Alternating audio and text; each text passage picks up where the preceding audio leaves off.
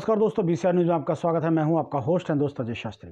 जी हां दोस्तों, जैसे कि आप सभी जानते हैं कि दिल्ली को दहलाने की पूरी साजिश की गई थी और जिस तरीके से ये किसान लोग जो आकर बैठे थे दिल्ली के बॉर्डर पर, ये किसान नहीं थे, ये एक सोची समझी साजिश के तहत 26 नवंबर को दिल्ली में धरना देकर बैठे थे।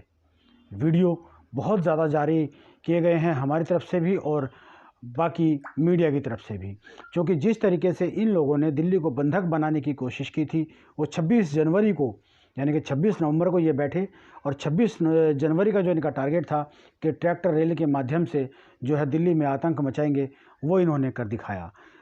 सरकार सिर्फ ये समझती रही कि ये किसान लोग बैठे हैं, लेकिन ये किसान नहीं थे, ये देश के विरोधी देशद्रोही लोग थे जो एक साजिश के तहत दिल्ली में घुसे और दिल्ली में जो एक झंडा फहराने का इनका जो मकसद था लाल किले के ऊपर, वो उसमें कामयाब रहे।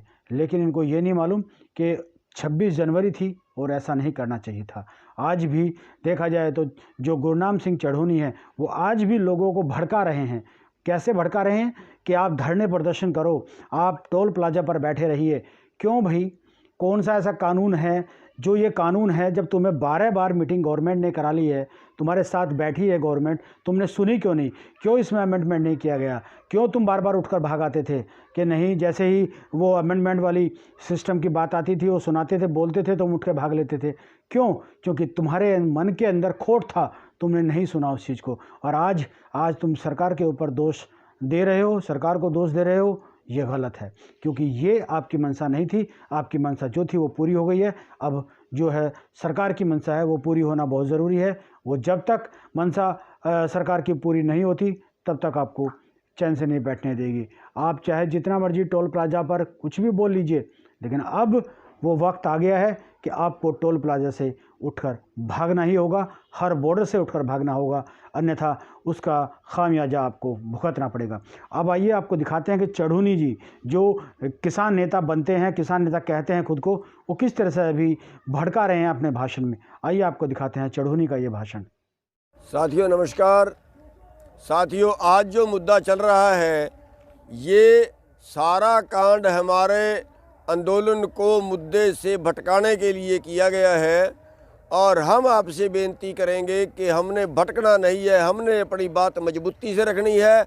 हम ये आंदोलन लड़ेंगे और जब तक नहीं जीतेंगे तब तक लड़ेंगे। मेरी आप लोगों से बेनती है कि ये पुलिस वाले कई जगह जाके टोल बंद करा रहे हैं, कई जगह बीजेपी के लोग आके दबाव डाल रहे हैं। मेरी बेनती है कि सब जगह टोल चालू रखने हैं और जैसे धरने हैं वो धरने चालू रखने हैं।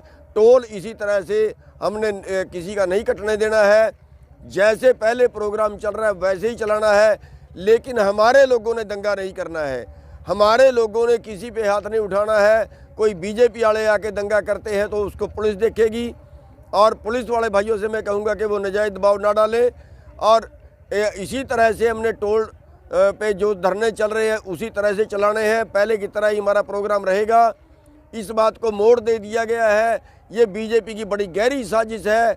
आप देखेंगे जो लोग लाल किले पे दंगा करने वाले हैं वो लोग गद्दार लोग हैं, वो बीजेपी के आदमी हैं। उनकी फ़ोटो अमित शाह से आ रही है, उनकी फ़ोटो जो है वो देश के प्रधानमंत्री से आ रही है और हमारे ऊपर इसको दोषी बना दिया गया है।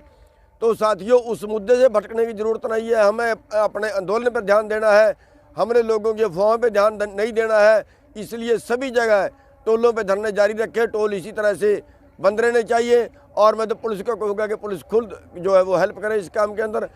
उन टोलों पे जो है वो इस तरह से वहाँ पे लोगों को उठाने की कोशिश ना करें और ये आंदोलन मजबूती से लड़ना है। बस यही मेरी प्रार्थना है, किसी के अफवाह में नहीं आना है। और अगर बीजेपी वाले कहीं दंगा करते हैं उनको करने दें, हमारे लोगों ने कहीं जाके दंगा नहीं करना। हमारी सख्त हिदायत है, हमारे लोग कहीं जाके उन बीजेपी वालों के खिलाफ दंगा नहीं करेंगे।